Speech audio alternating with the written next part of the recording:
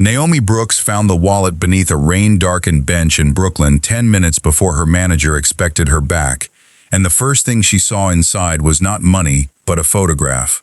The man in the picture was younger than the name on the license suggested, smiling beside an older woman whose hand rested on his shoulder with unguarded affection. Behind the photograph sat several $1,000s, 2 metal credit cards, and a folded note written in a careful hand that read, "Do not let success turn your silence into absence." Naomi read the line twice, then noticed the embossed name on the license, Ethan Calloway, the billionaire investor whose company had recently announced plans to redevelop 3 blocks near her neighborhood. She had $6 in her pocket, an overdue utility notice folded beside her grocery list, and a landlord who had stopped pretending patience would last forever. Yet the note made the wallet feel less like money and more like evidence that someone powerful had already lost something he did not understand. By the time Naomi returned to Maple and Grain Bakery, the lunch rush had thinned, but Margaret Ellis took one look at her expression and quietly pulled her into the storeroom. Naomi explained where she had found the wallet, then placed it on a flour sack between them, as though it might accuse either woman of wanting too much. Margaret recognized the name immediately, because Callaway Capital had recently purchased the debt on several commercial properties nearby, including the building that housed the bakery. The lease had not changed yet, but a letter received 3 days earlier warned that all tenants would undergo a review before the end of the month. Naomi felt the coincidence close around her with uncomfortable precision, because returning the wallet could help the very man whose company might displace everyone she cared about. Margaret told her to take it to the police, but Naomi shook her head after remembering the photograph, the note, and the possibility that the owner had already stopped trusting strangers. She decided to return it directly, not because she believed honesty always changed outcomes, but because she needed to know whether her choices still belonged to her when the stakes became personal. The address on Ethan's license led to a limestone building on the Upper East Side, nearly 10 miles away, and Naomi began walking because spending her last $6 felt reckless. She crossed the Brooklyn Bridge under a cold October sky, while hunger tightened beneath her ribs, passing food carts whose prices seemed designed for people who never counted coins. Twice she considered taking enough cash from the wallet to cover subway fare, and twice she imagined her grandmother asking whether necessity had changed ownership. Near City Hall, a man bumped her shoulder hard enough to knock the tote against her hip, then apologized while staring too long at the leather edge visible inside. Naomi turned away quickly and continued north, unaware that someone across the street had raised a phone and photographed her before disappearing into the crowd. By late afternoon, rain had begun falling in thin gray lines, soaking through her canvas shoes and making every polished window reflect a version of the city that seemed determined to remind her where she did not belong. Ethan Calloway had spent 4 hours canceling cards, calling security, and trying not to admit that the wallet contained the final handwritten note his father had given him before dying. When Naomi entered the lobby holding it with both hands, relief struck first, followed immediately by suspicion sharpened through years of negotiations, betrayals, and favors disguised as kindness. He checked the cash, the cards, the photograph, and the note, finding every item exactly where he remembered leaving it that morning. Naomi answered his questions without defensiveness, refused a reward without performing virtue, and stepped back when he offered several $100s, as though the money created distance rather than gratitude. Ethan then offered a car, but she declined again, explaining that she had managed the walk there and could manage the ride home herself.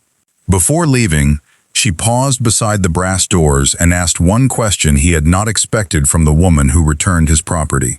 "Does Callaway Capital plan to close Maple and Grain Bakery?" she asked, and the silence that followed told her the answer mattered more than anything inside the wallet. Ethan's expression changed so slightly that another person might have missed it, but Naomi had spent years reading customers who smiled before delivering bad news. He admitted the property review existed, then claimed he had not seen the individual recommendations, which sounded truthful without sounding comforting.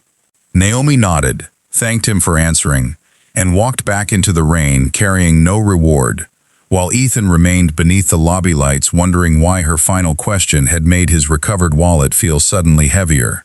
Ethan remained in the lobby until Naomi disappeared beyond the rain-streaked glass, then called Daniel Mercer and requested the property review she had mentioned before returning upstairs.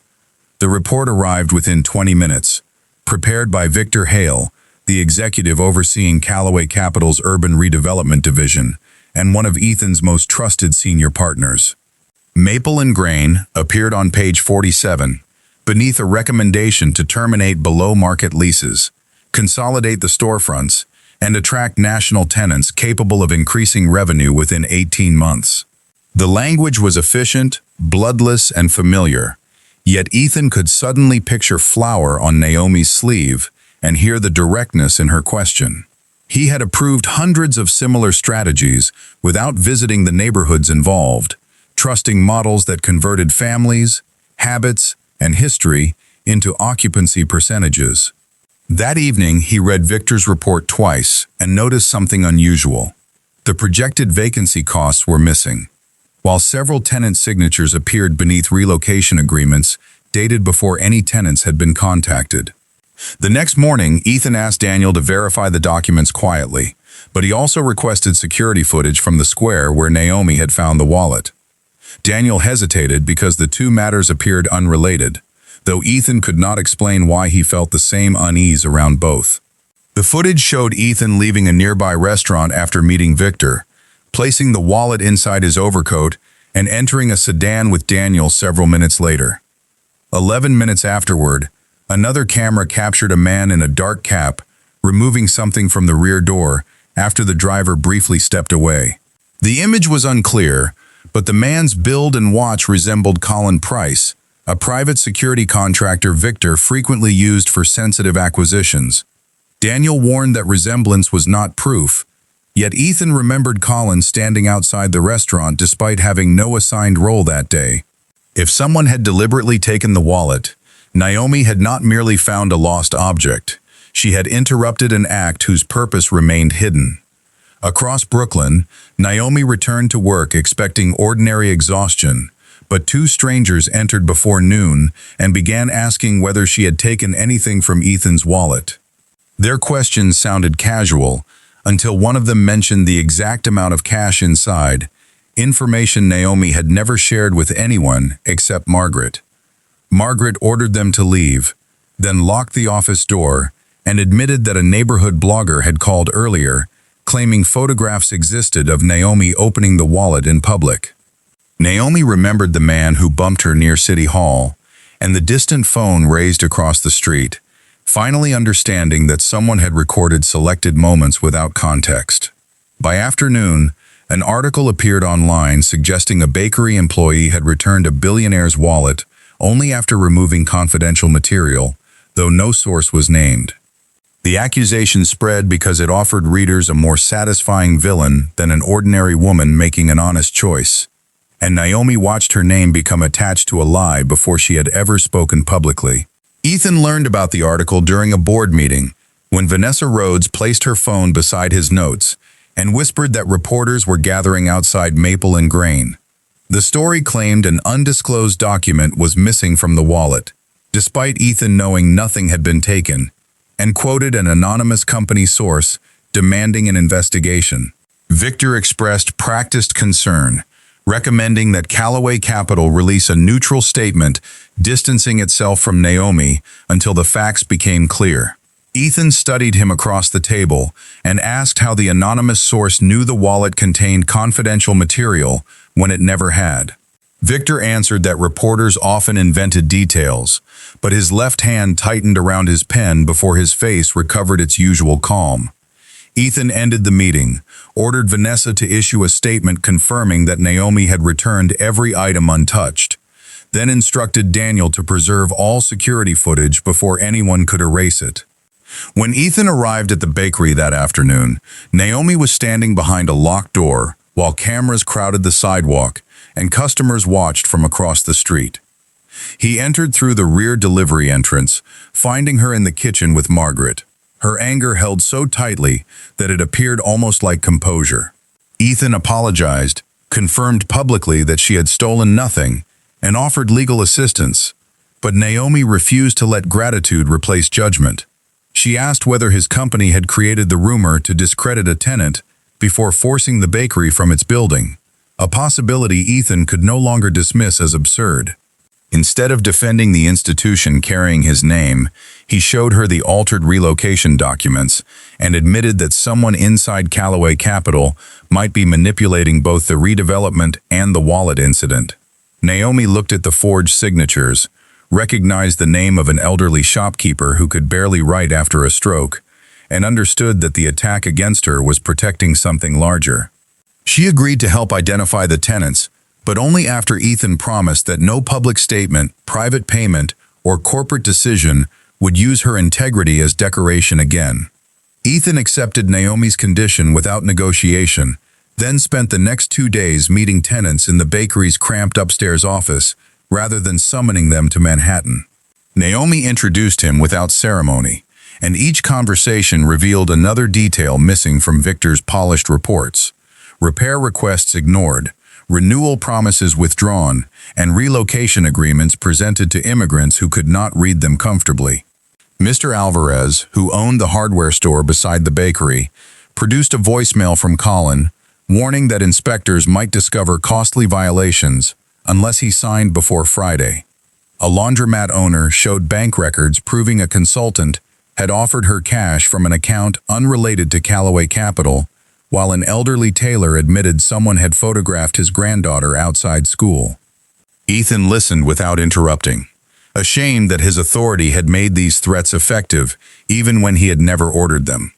The pattern suggested fraud, coercion, and deliberate intimidation, but proving Victor directed it required evidence stronger than frightened testimony and suspicious transfers. Naomi noticed that Ethan's anger moved inward before it moved outward, which distinguished him from powerful men who mistook volume for accountability. He canceled the redevelopment vote, suspended all tenant negotiations, and brought an independent attorney into the review without announcing his decisions publicly. Yet he resisted Naomi's demand to confront Victor immediately, explaining that a premature accusation would allow documents to disappear and witnesses to change their stories. Their disagreement sharpened when Naomi accused him of protecting the company's reputation, while families continued living beneath threats created by his employees. Ethan answered that he was protecting the evidence, though the distinction sounded thin even to him after years spent treating caution as wisdom. Margaret finally interrupted, reminding them that righteous anger and strategic patience were useful only when neither became an excuse for pride. Naomi agreed to wait 48 hours, but she warned Ethan that silence always benefited the person already holding power. That evening, Naomi returned to her studio and found the door unlocked, although nothing valuable appeared missing because she owned almost nothing worth taking. Her grandmother's recipe box had been opened, its cards scattered across the floor, and the utility notice from her kitchen table lay folded beside a printed photograph of Ethan entering Maple and Grain. On the back, someone had written, "Honest people still have prices. They simply call them responsibilities." Naomi called Margaret first, then Ethan, refusing to let fear make her conceal evidence that could protect someone else. Ethan arrived with a detective from the independent legal team, but Naomi rejected his offer to move her into a hotel controlled by company security. She instead stayed above the bakery with Margaret, where neighbors organized shifts outside and proved that a threatened community could create protection no private firm could purchase. The break-in changed Ethan's strategy because the message referenced Naomi's financial hardship, information accessible through the tenant screening files Victor's division had collected. Daniel traced the bribery payments to a shell company whose registered agent shared an address with Colin's security business, while Vanessa discovered that the blogger's anonymous source used an email created from Calloway Capital's internal network. Ethan finally authorized a forensic review of Victor's devices, but before investigators could secure them, Victor called an emergency board session and accused Ethan of compromising shareholder interests over a personal attachment. He presented photographs of Ethan watching Naomi through the bakery window, framing the visits as obsessive behavior and suggesting that Naomi had manipulated him to halt a profitable development. Several directors appeared disturbed, not because the accusation was proven, but because uncertainty threatened the clean narrative upon which institutions depended. Naomi learned about the board meeting when reporters surrounded the bakery again, this time asking whether she and Ethan were romantically involved and whether she expected ownership of the property. The humiliation was calculated, turning every act of cooperation into evidence of ambition and every refusal of money into a more sophisticated scheme. Ethan wanted her kept away from the hearing, believing he could absorb the attack without exposing her further, but Naomi recognized the old pattern beneath his protection. People with power often decided what weaker people could endure, then called the decision kindness because they feared witnessing the consequences directly.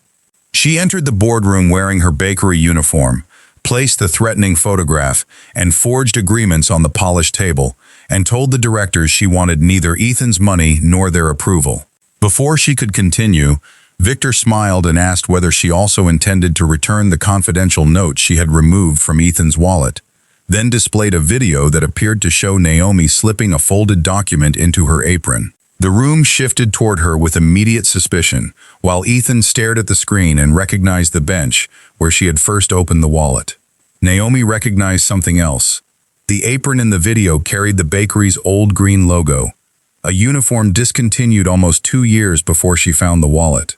Naomi pointed to the faded green logo without raising her voice, and the detail broke the certainty Victor had tried to manufacture before anyone examined the footage closely.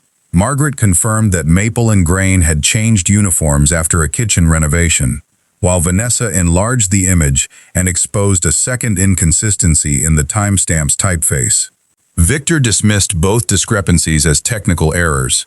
Yet Daniel had already sent the file to the independent forensic attorney before the board meeting began. Ethan asked where Victor obtained evidence supposedly taken from a public camera, and Victor claimed it came from an anonymous source, concerned about company security. Naomi then asked why that source possessed footage showing the wallet before any article mentioned its location, contents, or connection to the bakery. The question left Victor with no answer, that did not also reveal prior knowledge, and several directors who had avoided Naomi's eyes began looking directly at him. Victor recovered quickly, arguing that even fabricated footage did not excuse Ethan's abandonment of profitable obligations or prove wrongdoing within the redevelopment division. He reminded the board that Ethan's father had built Calloway Capital by acting decisively, not by allowing emotional stories to overrule financial responsibility. The reference struck deeper than Victor intended, because Ethan had spent years defending decisions he privately disliked by imagining his father would have made them. Naomi watched him absorb the accusation, then saw his hand move toward the wallet containing the note that had started everything. Ethan finally told the board that his father's final warning had not been about weakness, sentiment, or charity, but about becoming absent from the human consequences of his own success. He requested a formal delay, independent subpoenas, and temporary removal of Victor's authority, knowing the motion could also cost him control of the company bearing his family's name. The vote divided the board evenly, until one director, Elaine Park, asked Naomi why she had walked 10 miles to return a wallet belonging to a man whose company threatened her workplace. Naomi answered that honesty mattered most when it offered no strategic advantage, but she also admitted that returning the wallet did not make Ethan innocent of what happened under his leadership. Her refusal to idealize him changed the room more than praise could have done, because it denied Victor's claim that she had become Ethan's loyal instrument. Elaine cast the deciding vote for the investigation, and security moved to collect Victor's company devices while he sat perfectly still. Then Daniel received a message from the forensic team confirming that the fake video had been assembled from footage recorded 18 months earlier during a bakery promotion. The original file showed another employee placing a coupon into her apron, and the edited version had replaced the coupon with a digitally inserted document. Victor stood before security reached him, claiming he needed medical assistance, then collapsed beside the conference table with enough precision to create confusion without causing injury. During the commotion, Colin entered through a service corridor, using an executive credential, and removed a laptop from Victor's office, before building security sealed the floor. Cameras captured Colin leaving through the parking garage, but the laptop contained the acquisition files, shell company ledgers, and communications needed to connect Victor directly to the threats. Ethan blamed himself for allowing the board confrontation to proceed before every exit had been secured, while Naomi recognized the collapse as the same tactic used against tenants. Victor created emergencies that forced other people to react, then used their compassion as cover for whatever he had planned in advance. The investigation now possessed proof of fabricated media and coercive payments, but its central architect could still claim ignorance without the missing computer. Back in Brooklyn, Ethan expected Naomi to withdraw after the hearing, yet she returned to the tenant files and began comparing dates against bakery delivery records. She remembered seeing Colin near the public square on the afternoon she found the wallet, though his cap and lowered face had prevented recognition at the time. Margaret then recalled an unfamiliar catering order, placed that same morning by a company using the Shell Corporation's billing address. The order required Naomi to deliver pastries near the bench at exactly the hour Ethan left his restaurant meeting with Victor. What had looked like chance was actually staging. Colin had arranged Naomi's route, removed the wallet, and expected someone desperate enough to take cash before returning or abandoning it. Victor could then use the theft to discredit a neighborhood tenant while gaining access to Ethan's personal note, which likely contained something more dangerous than sentiment. Naomi unfolded the photocopy of the note and noticed faint pressure marks beneath the handwritten sentence, as though another message had once been written on the page above it. Ethan held the paper beneath angled light, and a row of numbers slowly emerged from the impressions, ending with the initials of a trust his father had concealed. The numbers matched a dormant legal account created by Ethan's father 14 years earlier, shortly before Victor joined Calloway Capital as a rising acquisitions attorney. Daniel located the trust through archived tax records, but its contents remained sealed unless Ethan produced the original note and a second authorization held by the trustee. The trustee was Ethan's mother, Ruth, whose photograph had sat inside the wallet for years, although Ethan had never known she controlled anything connected to the company. He called her from the bakery office, expecting confusion, and heard instead a long silence, shaped by a secret she had protected since her husband's death. Ruth explained that Ethan's father had discovered Victor falsifying property valuations and steering contracts toward companies owned by hidden partners, but illness prevented him from completing the investigation. He created the trust to preserve copies of the evidence, fearing Victor would destroy anything stored inside Calloway Capital, then divided the access instructions between Ruth and the pressure marks beneath his final note. Ruth arrived in Brooklyn that evening, carrying a sealed envelope and an anger quieter than Ethan had ever seen in her before. She admitted that she had withheld the truth because Ethan inherited the company at 30, surrounded by directors who already questioned whether grief had weakened him. Her husband made her promise to reveal the evidence only if Victor attempted to control the company or if Ethan began repeating the same moral compromises. Ethan understood that the hidden archive was not merely a weapon against Victor, but a test his father had designed without knowing whether his son would ever pass it.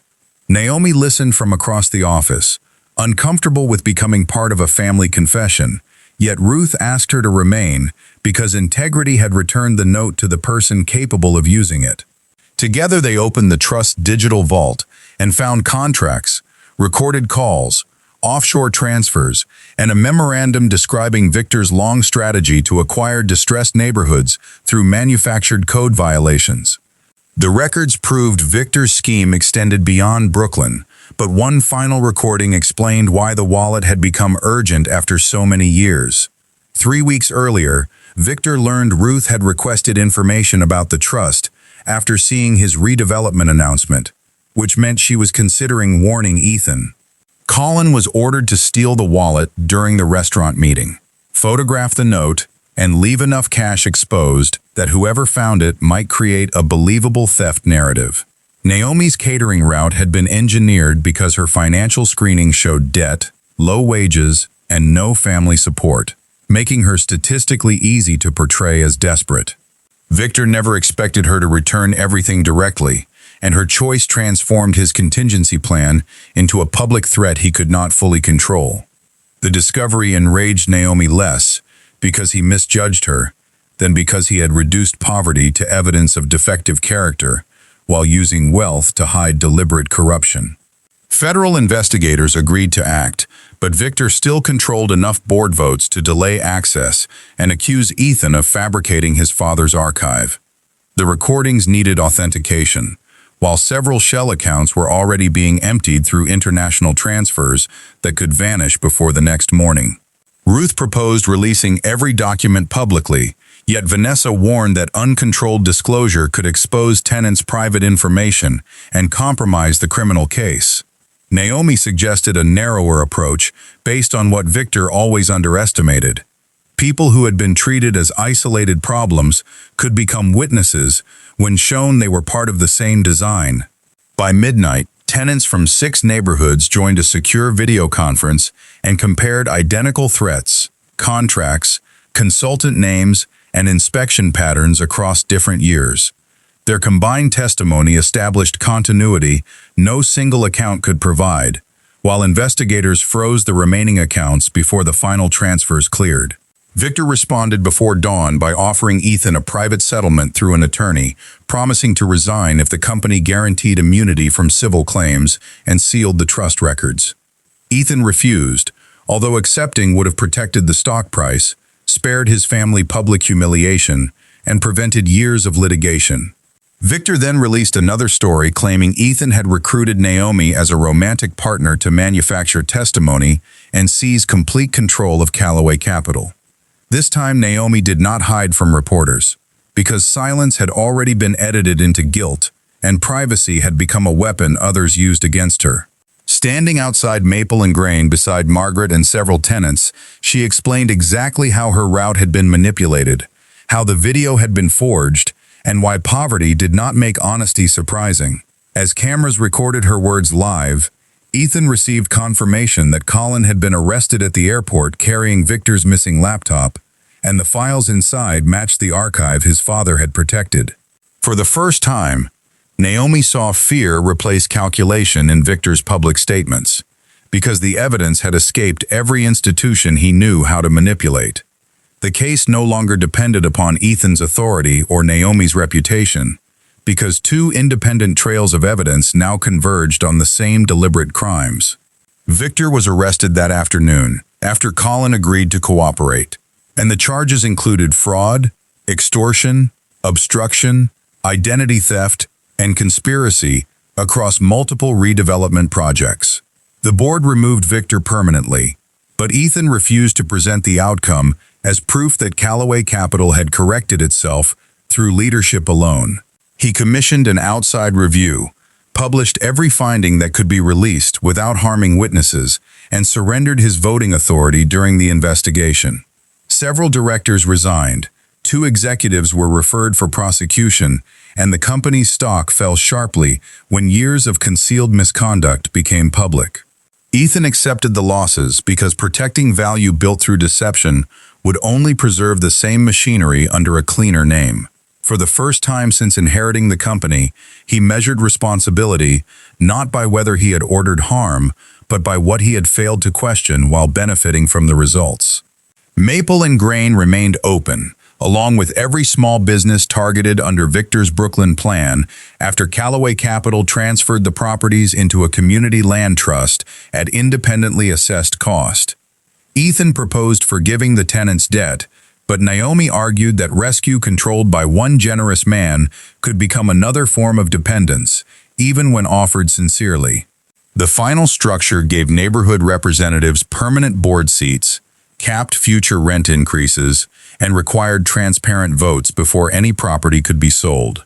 Naomi joined the Oversight Council only after Margaret reminded her that refusing influence could become as irresponsible as chasing it when other people needed someone trustworthy in the room.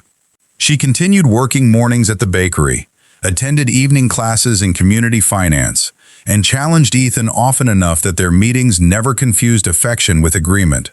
Their trust grew through difficult conversations rather than grand gestures, because both had learned that admiration without accountability was merely another comfortable illusion. 6 months later, Margaret announced that arthritis made the pre-dawn baking schedule impossible, and she planned to sell maple and grain to a regional chain. Naomi wanted to preserve the bakery, but she refused Ethan's offer to purchase it for her, knowing ownership received as a gift would always feel attached to his power. Instead, she presented a financing plan built through the community initiative, using her savings, a fair loan, and small investments from customers who wanted the bakery to remain independent. Ethan reviewed the proposal with the same scrutiny he gave major acquisitions, then approved it only after an outside committee removed him from the final vote. Naomi renamed the business Brooks & Grain to honor both her grandmother's recipes and Margaret's 31 years of work, while keeping every employee and expanding the bread donation program. The faded $6 she once carried were framed near the office, not as proof that poverty made her noble, but as a reminder that scarcity had never decided her worth. 1 year after the wallet was found, Ethan entered the bakery on a bright October morning, wearing the navy sweater from the photograph Naomi had first seen.